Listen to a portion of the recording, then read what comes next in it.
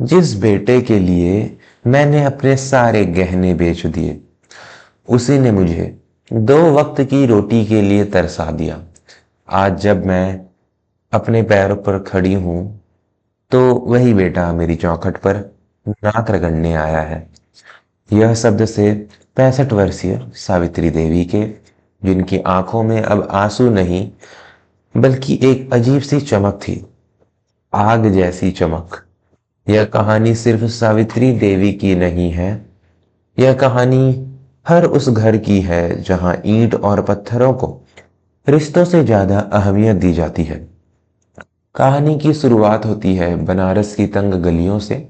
सावित्री देवी के पति मास्टर दीनानाथ जी का देहांत बहुत पहले हो गया था। उनके पास जमा पूंजी के नाम पर बस एक पुश्तैनी हवेली थी और एक बेटा आलोक। आलोक पढ़ने में होशियार था, लेकिन दुनियादारी में कच्चा। सावित्री ने दूसरों के घरों में अचार और पापड़ बनाकर आलोक को पढ़ाया। उनका सपना था कि बेटा बड़ा अफसर बने। आलोक बड़ा हुआ, शहर की बड़ी कंपनी में उसकी नौकरी लगी। सावित्री की खुशी का ठिकाना नहीं था। उसने पूरे मोहल्ले में पेड़े बांटे। कुछ साल बाद आलोक की शादी हुई। बहू आई जिसका नाम था नताशा। नताशा आधुनिक ख्यालों की थी। उसे बनारस की गलियां, वो पुरानी हवेली और सावित्री का पुराना रहन सहन बिल्कुल नहीं भाता था। शुरुआत में सब ठीक चला। सावित्री अपनी बहू को बेटी मानती थी। नताशा जब ऑफिस से आती तो सावित्री उसके लिए गरम खाना तैयार रखती, लेकिन नताशा को सास के हाथ के खाने में तेज मसाला ज्यादा लगता था और प्यार कम। एक रात खाने की मेज पर सन्नाटा था। नताशा ने चम्मच पटकते हुए कहा, आलोक, मुझसे अब इस पुराने सीलन भरे घर में नहीं रहा जाता। मेरे सारे दोस्त पौस इलाके में रहते हैं। हमें यह हवेली बेचकर एक फ्लैट ले लेना चाहिए। सावित्री का कलेजा मुंह को आ गया। यह हवेली नहीं, उसके पति की निशानी थी। उसने डरते हुए कहा, बेटा, यह तुम्हारे बाबूजी की आखिरी निशानी है, इसे कैसे बेच दें? आलोक ने मां की तरफ देखे बिना कहा, मां, तुम पुरानी बातों को पकड़कर बैठी रहती हो। नताशा ठीक कह रही है। शहर में फ्लैट लेंगे तो मेरा रुतबा भी बढ़ेगा और तुम्हें भी आराम मिलेगा। वहां लिफ्ट होगी, तुम्हें सीढ़ियां नहीं चढ़नी पड़ेगी। बेटे की सुख सुविधा के आगे मां की ममता फिर हार गई। हवेली बिक गई। पैसे आए और शहर के सबसे महंगे इलाके में एक शानदार फ्लैट लिया गया। नए घर में सब कुछ नया था। सोफे, पर्दे, बर्तन। बस पुरानी थी तो सावित्री। उसे एक छोटा सा कमरा दिया गया जो रसोई के पास था। नताशा ने कहा था, माँ जी, यह कमरा आपके लिए सही है। आपको चाय पानी के लिए ज्यादा चलना नहीं पड़ेगा। हकीकत यह थी कि नताशा नहीं चाहती थी कि उसके मॉडर्न मेहमानों के सामने सावित्री बैठक में नजर आए। धीरे धीरे घर का माहौल बदलने लगा। सावित्री को अब डाइनिंग टेबल पर नहीं बल्कि रसोई में ही खाना खाने को कहा जाता। बात बात पर उसे ताने मिलते, माँ जी, आप रहने दीजिए, आपसे यह मिक्सी नहीं चलेगी। या माँ जी, आपके कपड़े बहुत पुराने ढंग के हैं। जब मेरे दोस्त आए तो आप अपने कमरे में ही रहा कीजिए। आलोक सब देखता था, सुनता था, लेकिन पत्नी के आगे जुबान नहीं खोलता था। वह शांति चाहता था, चाहे उसकी कीमत मां के आत्मसम्मान से ही क्यों न चुकानी पड़े। दोस्तों, क्या एक मां का त्याग और प्रेम सिर्फ तब तक मायने रखता है जब तक बेटा अपने पैरों पर खड़ा नहीं हो जाता? क्या बुढ़ापा एक अभिशाप है? अगर आपका दिल भी यह सुनकर भर आया है तो हमारे चैनल को अभी सब्सक्राइब करें। हम ऐसी कहानियां लाते हैं जो आपको अपने परिवार से और करीब जोड़ देंगी। अभी सब्सक्राइब बटन दबाएं और हमारे परिवार का हिस्सा बने। एक दिन की बात है। नताशा की किटी पार्टी थी।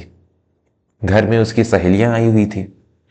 सावित्री को सख्त हिदायत थी कि वह बाहर न आए, लेकिन सावित्री को प्यास लगी थी। वह धीरे धीरे पानी लेने रसोई की तरफ बढ़ी। उनका पैर फिसला और हाथ से स्टील का गिलास छूटकर फर्श पर गिर गया। जोरदार आवाज आई। सारी सहेलियां चौंक गई। नताशा का चेहरा शर्म से लाल हो गया। उसने सहेलियों के सामने तो कुछ नहीं कहा, लेकिन जैसे ही वे गईं, वह सावित्री पर शेरनी की तरह टूट पड़ी। आपको समझ नहीं आता? मैंने मना किया था ना बाहर निकलने से। आपने मेरी नाक कटवा दी। गंवार की गंवार ही रही यहां। सावित्री की आंखों से आंसू बह निकले। उसने कांपती आवाज में कहा, बहू, प्यास लगी थी, बस पानी। तभी आलोक ऑफिस से आया।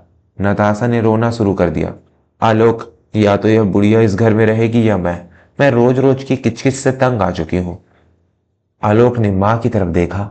मां की आंखों में उम्मीद थी कि बेटा कुछ बोलेगा, लेकिन आलोक ने जो कहा उसने सावित्री की दुनिया उजाड़ दी। मां, तुम कुछ दिन के लिए गांव क्यों नहीं चली जाती? वहां मौसी के पास रहो, यहां रोज झगड़े हो रहे हैं।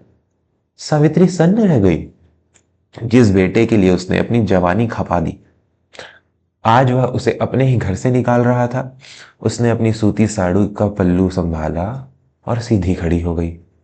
मुझे गांव जाने की जरूरत नहीं है आलोक, और न ही मुझे किसी सहारे की जरूरत है। आज तक मैंने तुझे पाला, अब मैं खुद को पालूंगी। सावित्री ने अपने चंद कपड़े एक थैले में डाले और उस आलीशान फ्लैट से निकल गई। पीछे से नताशा मुस्कुरा रही थी और आलोक ने दरवाजा बंद कर लिया। रात गहरी थी। सावित्री पार्क की बेंच पर बैठी थी। जेब में सिर्फ कुछ 100 रुपए थे, लेकिन उसके पास एक हुनर था, स्वाद का। उसे याद आया कि उसके हाथ की बनी बेड़मी पूरी और आलू की सब्जी लोग उंगलियां चाट कर खाते हैं। अगले दिन सावित्री ने हिम्मत नहीं हारी। उसने अपनी सोने की छोटी बालियां बेच दी। उन पैसों से एक छोटा सा ठेला किराए पर लिया और एक भीड़ भाड़ वाले ऑफिस इलाके के पास खड़ी हो गई। पहले दिन किसी ने ध्यान नहीं दिया। दूसरे दिन खुशबू ने लोगों को रोका। तीसरे दिन वहां लाइन लग गई। सावित्री के हाथ का स्वाद ऐसा था कि बड़े बड़े होटलों का खाना फीका पड़ने लगा। लोग उसे दादी की रसोई के नाम से पुकारने लगे। वह प्यार से सबको खिलाती। खाओ बेटा, घर जैसा है। देखते ही देखते 6 महीने बीत गए। सावित्री का छोटा सा ठेला अब एक छोटी दुकान में बदल गया था। उसका नाम पूरे शहर में मशहूर हो गया था। बड़े बड़े यूट्यूबर उसका वीडियो बनाने आते। सावित्री अब बेसहारा नहीं थी, वह आत्मनिर्भर थी। उसने अपने लिए एक छोटा सा कमरा किराए पर ले लिया था और सुकून से जी रही थी। उधर आलोक की जिंदगी में भूचाल आया हुआ था। आलोक की कंपनी में मंदी आई और उसकी नौकरी चली गई। फ्लैट की ईएमआई और नताशा के खर्चे पूरे करना मुश्किल हो गया। घर में रोज झगड़े होने लगे। नताशा ने उसे ताना मारा, तुम तक किसी काम के नहीं हो, तुम्हारी माँ ही ठीक थी, कम से कम घर का काम तो करती थी। आलोक को तब माँ की याद आई। उसे अपनी गलती का एहसास होने लगा, लेकिन अब बहुत देर हो चुकी थी। एक दिन आलोक को पता चला कि शहर में दादी की रसोई नाम की जगह बहुत मशहूर है और वहां जरूरतमंदों को कम पैसों में खाना मिलता है। भूख और लाचारी ने उसे वहां खींच लाई। वह लाइन में लगा। जब उसकी बारी आई तो उसने सिर झुकाकर कूपन आगे बढ़ाया। सामने से एक हाथ ने थाली बढ़ाई।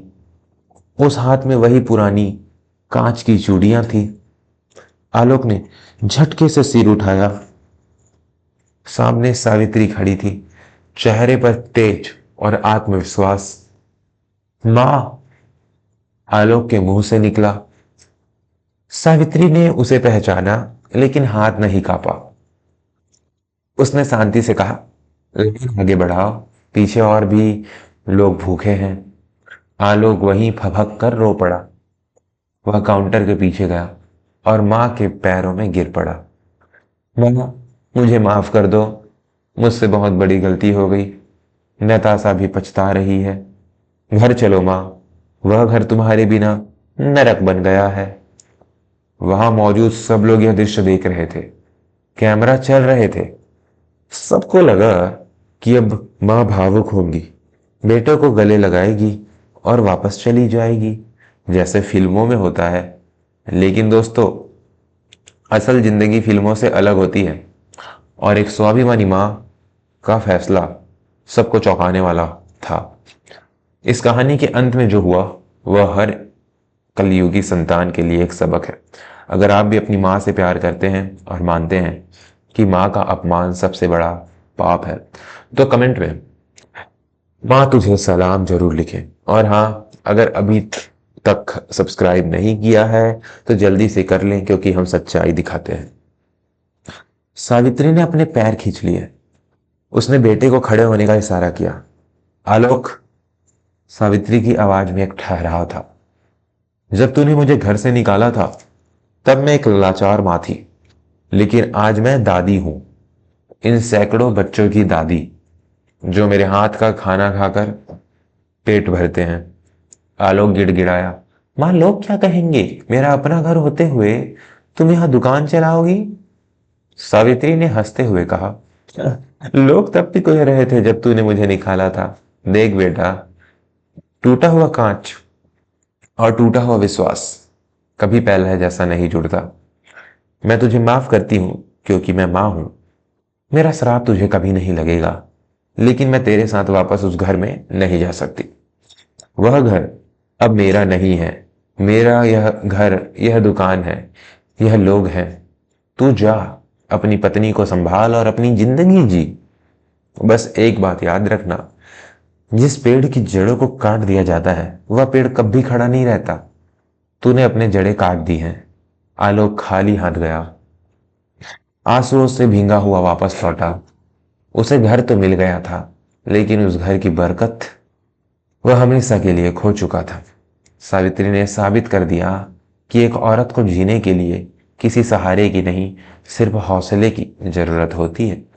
आज सावित्री देवी शहर की सबसे बड़ी टिफिन सर्विस चलाती हैं। उन्हें कई बेसहारा बुजुर्ग महिलाओं को अपने साथ काम दिया है। उन्होंने एक नया परिवार बना लिया है, जहां कोई किसी को बोझ नहीं समझता। दोस्तों, यह कहानी हमें सिखाती है कि माता पिता हमारे जीवन की छत होते हैं। अगर छत ही हटा दोगे तो धूप और बारिश में भीगना तय है। कद्र कीजिए उनकी जब तक वो आपके साथ हैं। अगर इस माँ के स्वाभिमान ने आपके दिल को छू लिया हो तो वीडियो को लाइक जरूर करें और अपने उन दोस्तों के साथ शेयर करें जो अपने माता पिता की अहमियत भूल रहे हैं। ऐसी ही दिल को झकझोर देने वाली कहानियों के लिए अभी इसी वक्त सब्सक्राइब करें और बेल आइकन दबाएं। हम मिलेंगे अगली कहानी में। तब तक अपने माता पिता का ख्याल रखें। धन्यवाद।